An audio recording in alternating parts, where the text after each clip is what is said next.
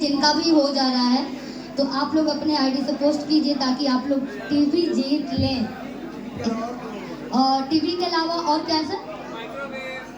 Microwave है, headphone है और टीवी है। आप अपने घर में अपना ही रील्स देख सकते हैं लगा करके, है ना। और जो लोग नहीं जीतेंगे तो फिर प्रयास करेंगे, मेहनत करना पड़ेगा क्योंकि मेहनत करके ही आप लोग यहाँ तक पहुँचे।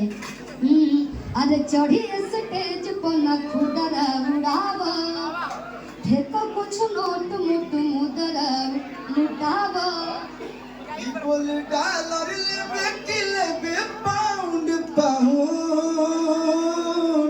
अब अगर सब भाई लोग आएगा साथ में कि फुल को के डीजे के साउंड साउंड डोले दे कमरिया राउंड राउंड।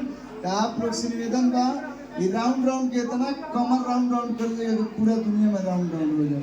ओम नमः पार्वती पते हर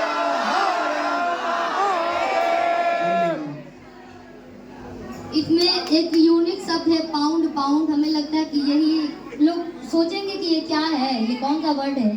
तो मैं चाहती हूँ कि इस गाने पे ज़्यादा से ज़्यादा आप लोग मेहनत कीजिए, रील्स बनाइए और टीवी जीतिए। Thank you so much.